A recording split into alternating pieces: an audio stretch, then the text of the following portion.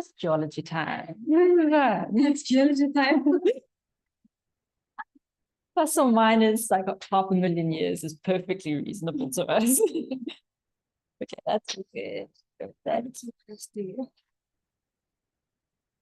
That one. And then, oh wait, no, I have to turn off the thing first. Stop. Oh, Michelle.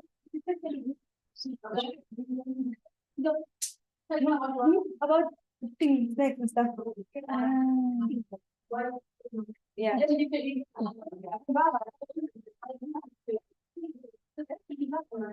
Why do I stop the screen share now? Why is it like this?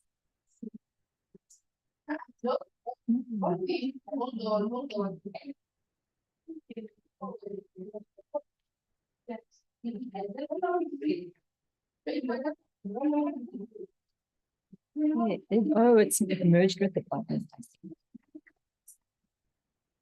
All of you.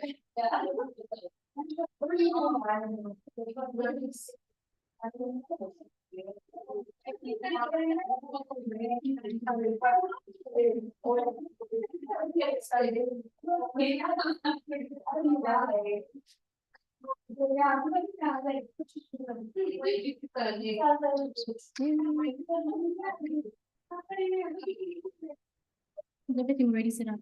Yeah, I think this is everything. Audio should be working, cameras on. Let's just clean this all up with her. So if you want to just hide the top thing, you just go hide meeting controls. And then, over here. And then if you want to go, just go exit. Should be. There's no one in the waiting. I'm hoping to say no.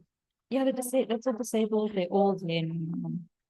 Is that even the YouTube thing? Yeah, that's all live. And then I think that's People are trying to connect on Zoom.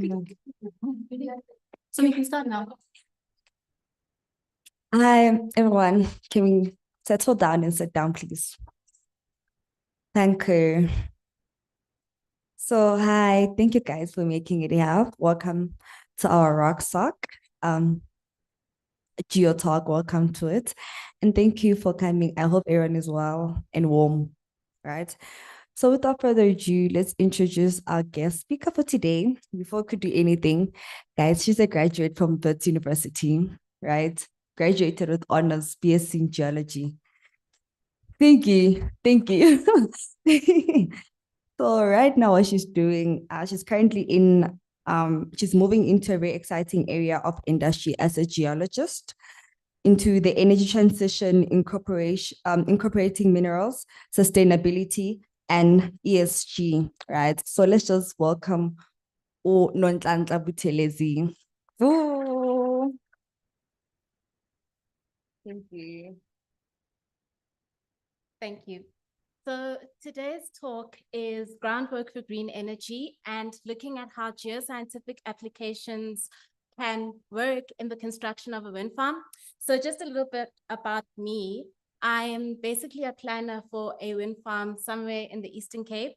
And my job is to basically track the progress of construction that's happening on site. So energy is basically the backbone that drives our economy. It's literally important for driving production, for driving development. We need it for every single thing that we do in our country. And so having access to power not only drives productivity, but it also creates jobs, not just in the associated industries that you have, but on the whole country on scale. And so this is important because we can look at how energy can facilitate in transitioning and placing South Africa as an energy powerhouse. So looking at the just energy transition, we see that it's quite important because it helps to combat climate action, which is part of the global climate discourse and the discussions that we have on a global scale. But we also need the energy transition because it's aligned with sustainability and a more sustainable earth. if we look at the traditional forms of how energy was created, we know that fossil fuels are a big thing, especially coal. And so we need to start thinking about how can we live in a more sustainable world. And doing that through wind energy is important because wind energy as a source of energy allows you to use, you know, clean energy sources that align with sustainable development goals, that align with ESG principles, and also principles that are aligned with sustainable development. And also, if we look at the pillars of sustainable development, those are centered around economic, social, as well as environmental factors, because at the end of the day, the development that you have needs to then speak back to the people that it's for, but you also need to look at how is it economically viable for the area or the region. So looking at the minerals industry, right, on its own as a source of material, we see that mining is quite critical because that's where all the materials to support your wind farm comes from. So this could be anything from copper and aluminum, which supports all the cables we have on site. And it can also be steel. So steel is important because it supports the steel structures on the substation. It supports the rebar in the turbine bases. It even supports your shafts for the turbines if you're using steel shafts. We also see that there's storage facilities. So there's minerals that are associated with constructing a storage facility like lithium, graphite, cobalt, as well as rare earth elements as well for the turbine components themselves. Just looking at a global footprint of minerals, China is obviously one of the world leaders for rare earth minerals, but there's also South Africa where some minerals are associated with the Bushveld Igneous Complex. And we have other sources and regions of sourcing materials such as Brazil and the USA. And obviously all of these components come together to form some of the critical components that we use in turbines. So looking at world distribution, right, I picked on top three countries that we have globally that are producing wind and are the world leaders in terms of wind energy generation by capacity. So China's leading the way by 38% of wind production, followed closely by Germany at 32% of global wind energy production. And then lastly, USA is the country which comes in third place. Zooming it into Africa, looking at what's happening on our continent, we've got the top 3 countries in Africa that are leading the way in terms of wind energy generation. So the first country is Egypt, producing about 30,000 gigawatts of electricity a year, followed closely by South Africa, producing around 28 gigawatts. And then Morocco is the third country with around 11 gigawatts of energy being produced. This is according to a study in 2023. Now looking at what's happening in South Africa. So in South Africa currently, these are the wind farms that have been constructed. These are the top 10. And you can see from the list, 8 out of these top 10 are located in the Northern Cape. And we have 2 out of the 10 in the Eastern Cape. The farm that I'm working on now is in the Eastern Cape, and it's actually currently the biggest. The projected capacity from that is centered around 300 megawatts. Okay, but obviously there are plans to expand and to build bigger and more aggressive wind farms. So looking at some of the factors that actually favor the formation of wind farms in South Africa, there's quite a few. And I just picked on these ones for ease of reference. So firstly, we've got abundant wind in our country, okay, along the coastlines as well as inland. We have a huge supply of wind, and that's obviously critical if you're going to be forming something like a wind farm, right? There's no point having a turbine if there's no wind to go into the turbine. And then we also have government initiatives. So this is partnership between the government and the private sector so that we can actually create more wind farms in South Africa. So a lot of the wind farms that our company has worked with have basically been in partnership with the private sector together with government initiatives such as ESCOM, as well as funding that can be provided for by the government. There's also international support. So there's stuff like the Energy Transition Partnership that South Africa has with other European countries. And such partnerships are important because that's your source for funding, okay, to fund some of these projects in South Africa. And we also know that there's environmental benefits. So if we look at South Africa in terms of emissions, we're one of the top global emitters of carbon. And so really establishing a lot of green energy sources then helps to reduce the greenhouse gas emissions. So now if we look at factors that hinder, you know, the development of wind farms in South Africa, the first one is grid constraints. So we have the infrastructure to support wind energy, but a lot of our infrastructure is old, it's aging. We need to look at how we can integrate new energy systems, renewable systems into the existing infrastructure. And so obviously that looks at how do you then redevelop substations? How do you expand substations? Do you need to add additional overhead lines, for example? Because currently the infrastructure that we have doesn't have the capacity to maintain or even cope with additional load to what it has. So obviously expanding is important.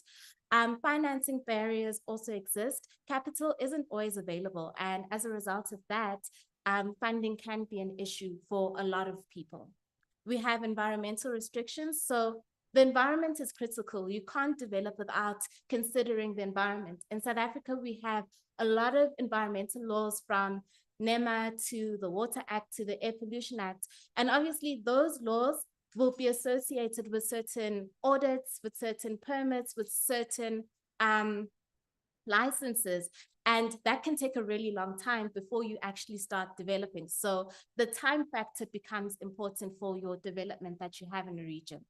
And we also have community opposition. So wherever you develop, it's always good practice to involve the community, to look at the development from a down-up approach, because at the end of the day, that is the space of the community. And it's always important to consider how you can integrate that community into your development, okay? And obviously in cases where that's not happening, you can then face a lot of striking action, protests, because obviously the community will be upset if they can't benefit from that piece of development.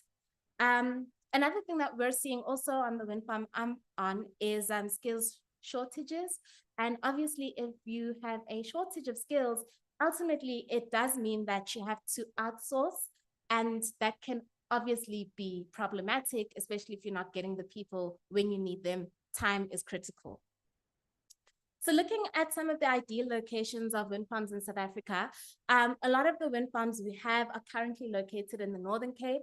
As you can see over here, here's the Northern Cape. We've got farms in the Western Cape, KZN is up there, and the Eastern Cape. So those are the predominant locations. And this is just a map to show you the wind speeds in South Africa. So in terms of employment prospects, okay, just in wind energy alone, in 2020, about 49,422 construction jobs were created. And that was also associated with around 20,132 maintenance jobs associated with wind energy. And that also contributed to 10% female employment share. Moving on to 2023, that increased to 53,737 construction jobs, followed by 24,388 maintenance jobs, and increasing to 17% female share in employment. And then looking at what has happened between 2024, projecting to 2028, there's an estimated 2,000 to 2,500 jobs estimated to be created just with wind energy alone. And projecting all the way to 2050, they project and estimate an approximate jobs of 145,000. So obviously that's a lot of jobs, especially if South Africa commits to decarbonization and really strategizing on implementing renewable energy sources in South Africa. So now you have a background of, looking at the minerals part and how it feeds into the wind farms, as well as looking at why it's important. But now there's also planning and scheduling, which is basically what I do. So in order to get into that, we need to have an understanding of what planning and scheduling is, right? So if we look at planning, it's basically the process of deciding how something happens, how your development unfolds as time passes. And looking at the scheduling part, that basically then takes your how of everything and processing it in terms of sequences, in terms of activities that unfold as the development progresses. And looking at some of the key points. So we've already established that with planning, you're looking at taking the how and looking at how the how of the project feeds into your objectives and your goals. And some of the key components would include things like looking at the project scope, looking at the major activities, as well as developing an integrated plan to say how all of this work unfolds on site, and also then coordinating with the construction team that you have on site, okay? And looking at the scheduling part is looking at how you take the overall of how everything needs to unfold and sequencing it, okay? So you can't put a roof if you don't have walls, if you don't have a foundation. So that's where the sequence and logical thinking comes into play there. And with scheduling, you then define the activities, you define the durations, you monitor the project as it unfolds on site, from clearing for the substation platform, for example, to erecting your turbine towers. Everything needs to be sequenced, and that happens on a program on Microsoft projects. So looking at all of that and looking at some of the daily tasks that a planner would do. So on a daily basis, I'm basically quantifying work.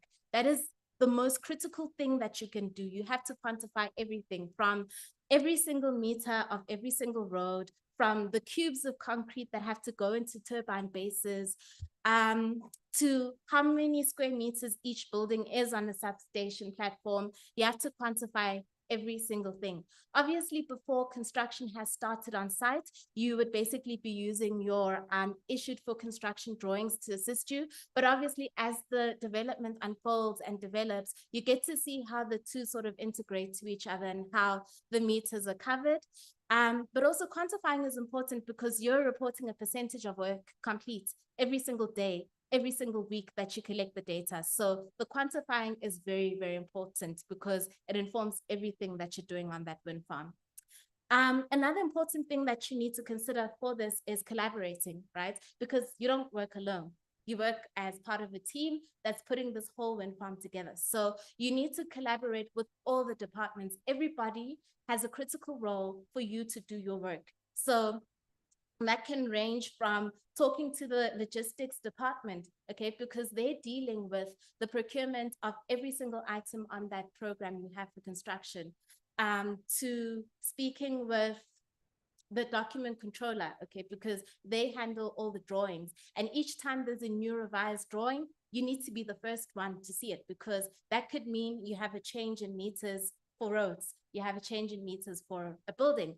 The color of the building might be different. So every time there's a new drawing, you need to basically liaise with the construction drawing department, and that helps you to do your job. Another important thing to do is interpreting construction drawings. So one thing that we have on our site is the sequence of how the cables need to go. Okay, we have what is called collectors, and that basically informs the cable routes from each and every single turbine that we have on the different farms, leading all the way to the substation. So obviously when you dig, you can't just dig everywhere. You need a chronological order of how are you going to start to dig? Are you going to start from the base? Are you going to start at the substation? Okay, that informs every little thing that you do. So we created a sequence to inform how the teams need to work and how they need to trench the different trenches as they move to the substation. Another important thing is acquiring progress. So that entails going on site, taking photographs, calculating the meters of everything done as the wind farm comes together. And some of the critical tools that you use are obviously a laptop, because that captures all of your data from site. We also have what is called a 360 photograph, okay? And that basically takes a 360 view of whatever photo you have on site. So it doesn't just give you a front view, it gives you a 360 view. You can rotate it. And then we also have Excel, because that's where all of our tracking sheets are, to track every single thing that's happening on site, from the overhead lines work to the substation works to foundations, to every single thing. And lastly, we then use our Microsoft project. So as I mentioned earlier, that's basically where it's software where we basically program every single activity. We are sitting with approximately over 9,000 lines of activities, and we have various different activities, which could include something like clearing and grubbing, where you're just clearing the area so you can start constructing, to actually excavating, which is part of bulk earthworks. So then Microsoft project becomes important to sequence and link the different activities you have on site. Lastly, we have a software called Power BI, and that's very critical because it helps us to understand the data that we're capturing, right? We have what is called a baseline, and that's the target that ideally we'd like to achieve based on the timeframes, because everything is time dependent. You have to stick to the time that you've been given. And so when we collect the data every day, we can see how much our actual quantities are slipping, or are we on track with the baseline? So that's why it's important to track and to analyze using software. So now looking at all of the planning aspects and geology, it's helpful to have a geology background because it helps you to be an effective planner.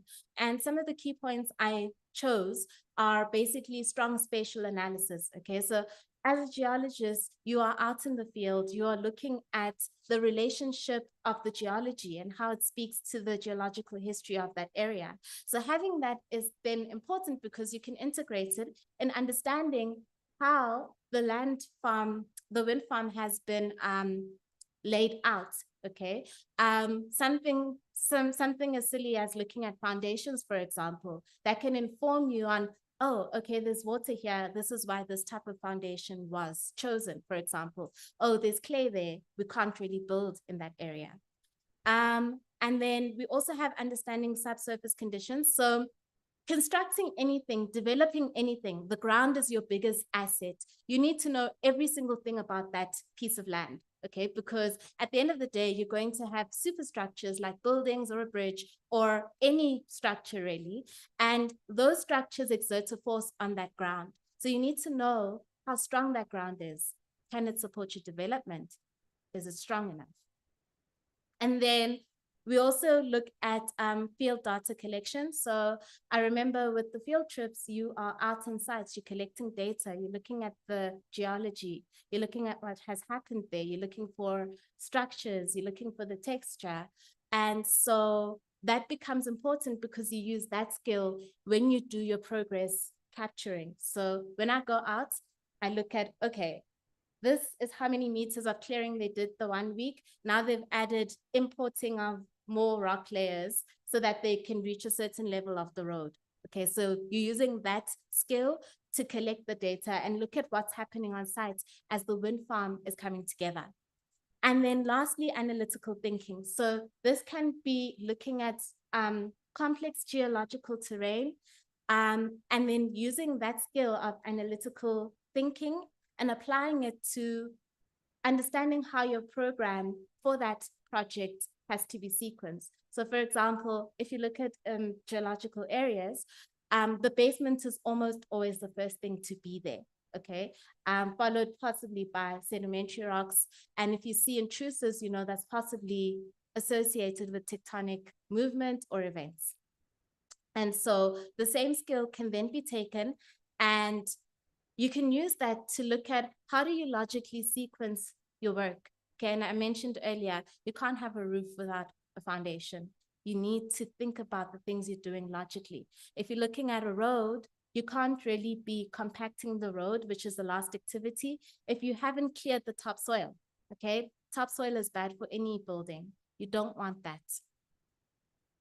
So now looking at the key components of any construction program, you'll have a commercial aspect. So that commercial aspect will be associated with some costs, but also key milestone dates to say, okay, these are the key target dates the project is aiming for. And this is when the development will start, okay, will be handed over to the developers, to the subcontractors, to everyone involved in the building part. And then you also have a procurement stage. And under procurement, you're looking at the cost for the different items in your project, as well as the drawings, okay? You can't just build on any drawing. It has to be specific, and it has to be issued for construction before you use it. Looking at other aspects, we've also got early works. And in the early works, that's really where geology is important, geological applications, because you're looking at geotechnical investigations, you're looking at hydrogeological investigations, geological investigations, as well as environmental impact assessments and basic assessments to understand that area. You need to have a clear understanding, because understanding the area then informs your design. Okay, so for example, if it is a water-rich environment, you can't just use any foundation. You might need to look at how are we going to stabilize the soil? How are we going to make the foundation stronger? Okay, so for example, you can have piling, which are columns that go deep into the ground so that you strengthen the foundation of certain things. And then lastly, there's actual building works, which is construction, which is currently where I'm at, where the wind farm slowly comes together as you build the different aspects and components. And then moving on to looking at the early works, some examples we have are site preparation. So obviously you're clearing the site, you've already established where are your sensitive species, you've already established, do you have invasive species, what measures can you put in place to make sure that they don't spread any further. And you also have setting out the site. So this could also entail something like putting stake values along the road, where you basically give the meters of the road as you go. And then certain geo applications applicable to this are things like geotech studies, as I mentioned earlier, geological investigations, basic assessments, and the hydrogeological investigations of the area. So now looking at the discipline and how it applies to that piece of development. So the geology is important for site characterization. When you're building, soil size is important, it's critical. You don't really want to deal with material that's too small in millimeters. It is preferable to have material that has a larger grain size. It just helps with the settlement of the structures that you're building. We also have geotechnical applications, and that's important for understanding the type of foundations you design. So for example, if you're in a water-rich environment, do you need soil stabilization? Are you creating piles? Are you going to have rocks? And what sort of measures do you need to put in place? Is blasting going to be considered as an activity for your construction, which is obviously important, okay? And then we also have hydrogeology. We mentioned groundwater earlier on, and hydrology. So with hydrology, you're looking at surface water, groundwater a little bit, but mainly surface water, and how that then influences the drainage systems on your site. What do your drains look like? Where are you placing them along the roads? Do your substations have the drain systems? So that becomes very, very important to consider. And then lastly, GIS is important just to give you an idea. It can give you an idea for the terrain and the land use, as well as planning the layout and how the work should happen. If we look at the construction phase, so in the building phase, you'll have groundwork where you're doing all of the activities associated with the ground.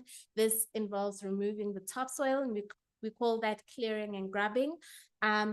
As well as bulk earthworks, which basically incorporates removing earth material from certain areas or filling certain areas with soil so that it reaches a particular level.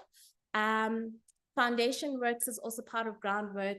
Waterproofing, so if you've got a lot of groundwater, what sort of solutions are you going to put in place to ensure that it doesn't affect your development? Are you going to put a subsoil drain? Are you going to put rock fill? What sort of factors are you going to consider and solutions are you going to implement so that you can actually develop? And backfilling as well. So for example, with the turbine bases, you have to excavate the hole. You need to put all the rebar in and cast that foundation. And then you can backfill it so that you have level land to support the turbine structure and the turbine when they go there. So looking at geo applications that apply here, testing is a huge one. Every single thing we do has to be tested. Okay, and this, obviously, these are geotech tests, like density tests. A density test would then be important because it informs how much has that piece of land been compacted? Is the compaction strong enough, good enough for the load-bearing capacity of the structures that have to go on that land?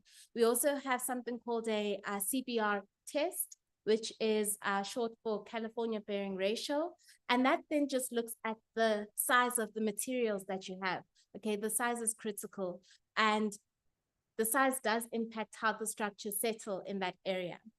And we also have resistance tests. So resistivity testing is important, especially for all your earthing systems that you have on site. It's no use placing an earth grid in the ground if the material in your soil or your rock is too resistant to allow the current to flow, okay? Because then it's not going to dissipate, it's going to build up, and you could have explosions on the surface. And then looking at superstructures, you can see in the image over there, there's basically like a rock material on the surface of that substation. And this material gets classified using XRD. And that's important because that tells us the crystal structure of the material, but then we also then need to look at the size of the material because it needs to have the right characteristics so that it can provide a resistant layer so that people don't get electrocuted as they walk and do maintenance on the substation. Okay, and that is it. Thank you.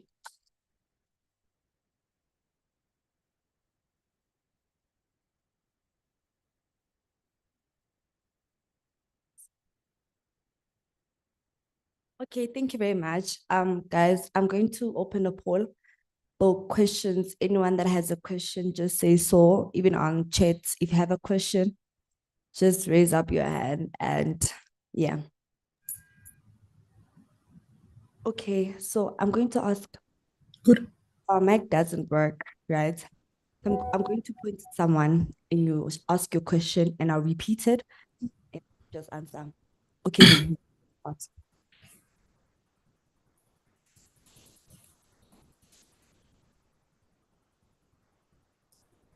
Okay, so the question is that for education and qualifications, did you have to supplement or did you use your own qualifications? Okay, so I would say that I did take on new studies. So after graduating, I taught. I was a teacher for some time, and I decided to do another qualification in civil engineering. But I will say that having the civil engineering helped, but I wouldn't say it's critical for you to be a planner. And in fact, there isn't a university in South Africa that offers planning as something that you can study for.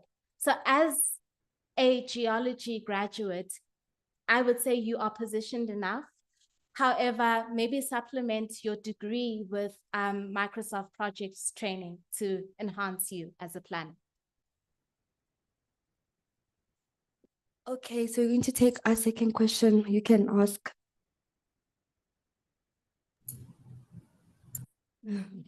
Okay, so the question is that, do you work like 9 to 5? No, I work from 7 to 5 every single day, including Saturdays. So yeah, but we do get what we call R&R at the end of the month, which is like 4 days of your Saturdays that you didn't have during the week. But yeah, 7 to 5, 6 days a week. Okay, you can ask your question again.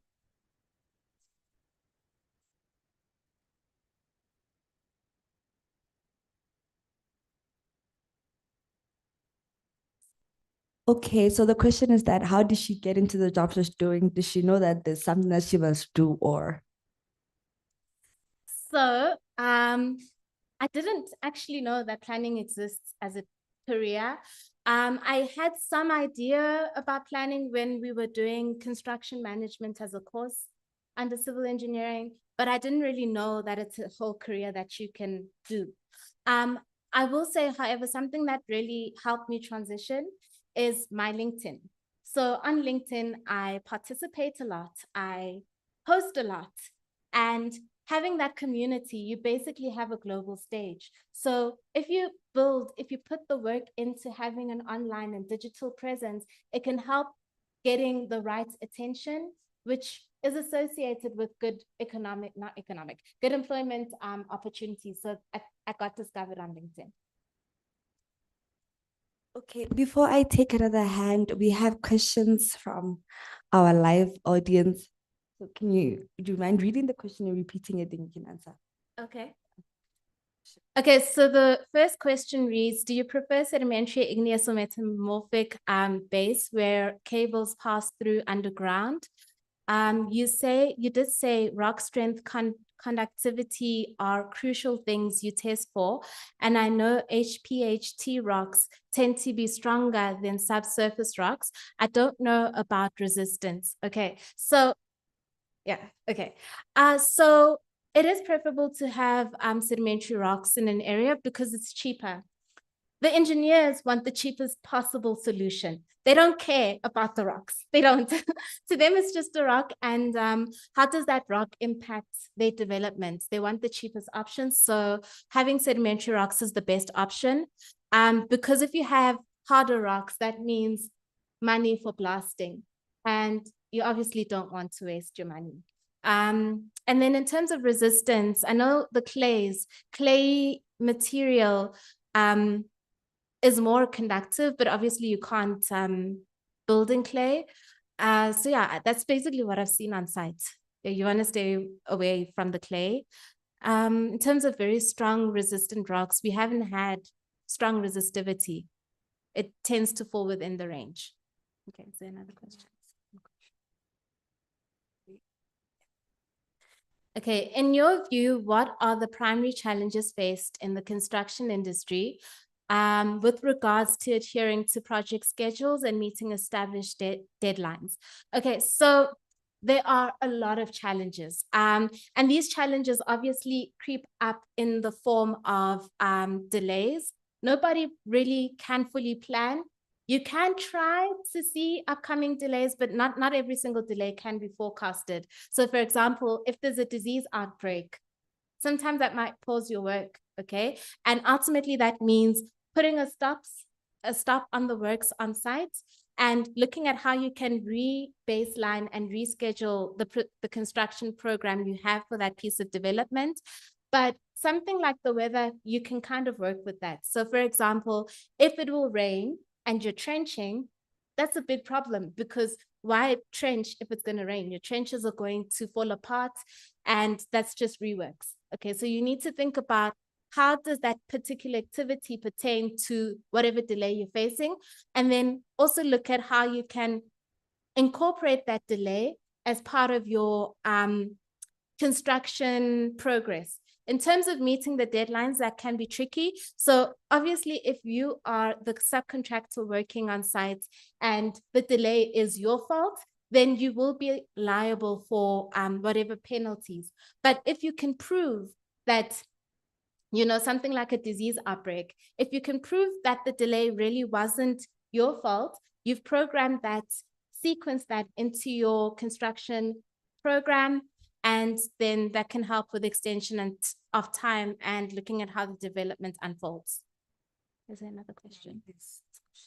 Okay, so the question reads, very interesting topic. Will coal become redundant with the energy transition? So I'd like to say no, coal will not be redundant, especially because steel is important, okay? If you look at steel, you need coal and iron to make it. So obviously then coal becomes important to support steel manufacturing so that we have things like rebar, steel structures, turbine, towers. Okay. Okay. The last question, is this the last question? Okay. A very informative session. Where can you study? So earlier we mentioned that there isn't anywhere where you can study planning. However, you can enhance whatever degree you have by having training in Microsoft projects. Yeah, Okay, so you have this question as well. Oh, have you? I've already answered that. Okay, you can ask a question. Okay, sorry, you can start.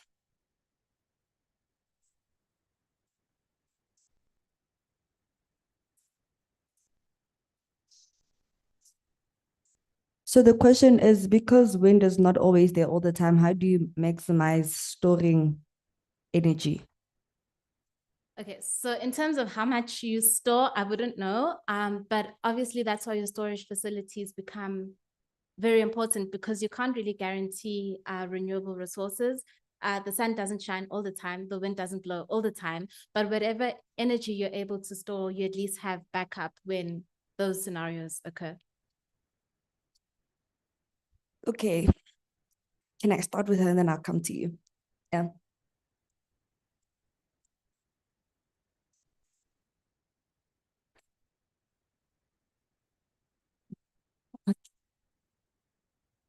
Okay, so the question is, how stressful is her work, and is her workload a lot?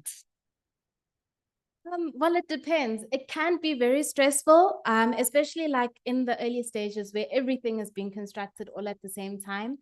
But you do get a hang of what you have to do and how you have to do it. But yeah, it's a lot, especially if you're quantifying everything from roads to cables to the substation to buildings. It's a lot. Can I go to her? Yeah, you can ask a question.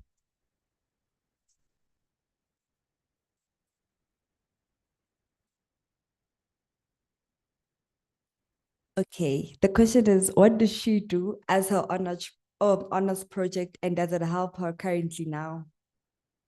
Okay, so the title for my honors project was investigating the petrogenesis of anorthosites, massive anorthosites. So I would say perhaps not directly, but indirectly, my honors was quite helpful, because when we were testing the yardstone rocks, they did XRD on those rocks. And there was a small portion of, I didn't do XRD, but I did XRF. But because I was doing XRF, I read up on XRD. So that kind of helped to understand the concept of what it was that they were doing and why it was important for mineral classification. So maybe not directly, but indirectly. Okay, can I take a question, then I'll come back to you? Yeah.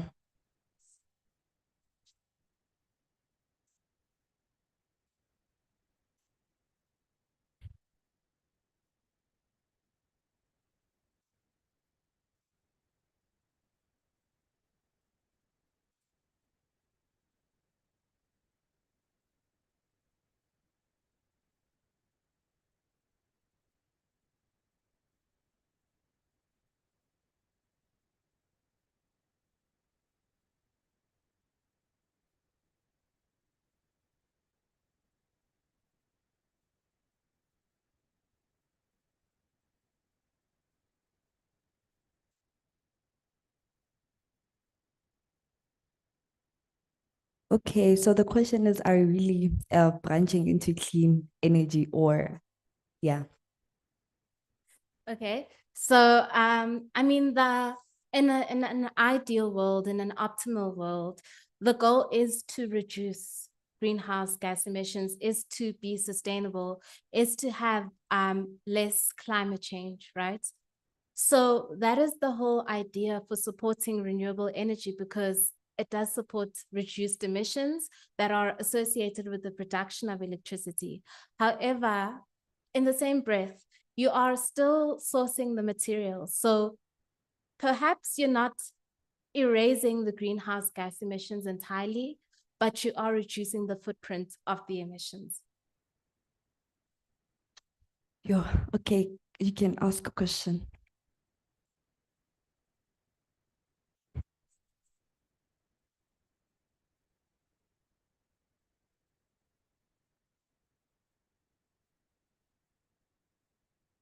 Yes, I got training. So we can move on to the next question. Okay.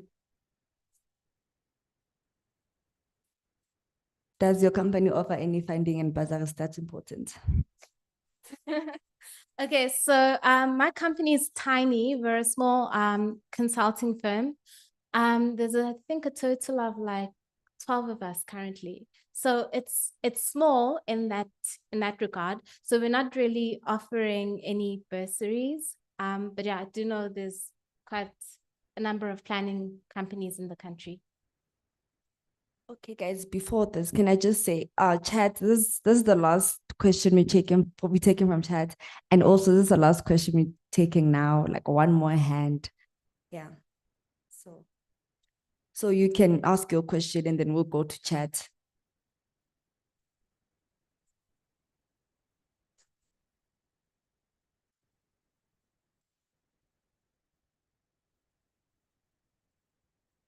Okay, so the question is there an overwhelming interest from both the private sector and the public sector into supporting clean, renewable energy?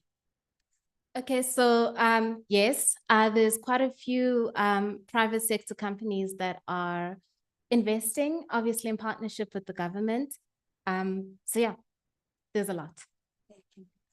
Oh, online question. Given the growing emphasis on diversity and inclusion, what opportunities and challenges do you see for women pursuing careers in the wind farm industry? And how can the sector better support their entry and advancement? So wow, that's a really good question. Totally not prepared for it. But yeah, obviously it is quite challenging. Representation isn't always there. But as I mentioned earlier, it's important for you to be an advocate for yourself. And that includes growing a network, which is something that I'm not really great at.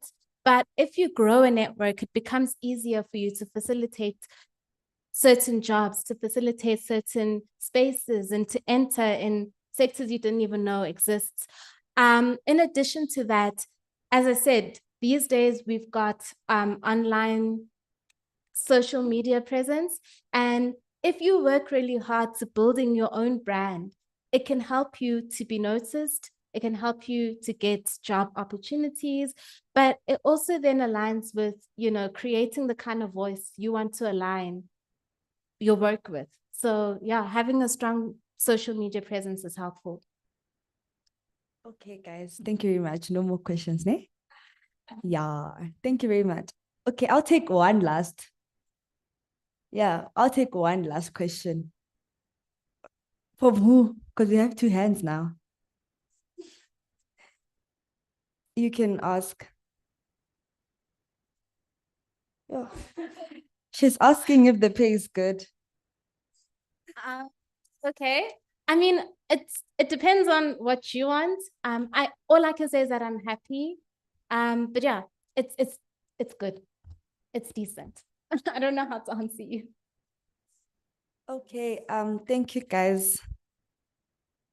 Thank you guys for the thing. Thank you guys for coming to our GeoTalk. We really do appreciate you, even our live audiences and your questions. We appreciate everything. So I'm gonna close it off now. I don't know how to switch this thing off. Yeah.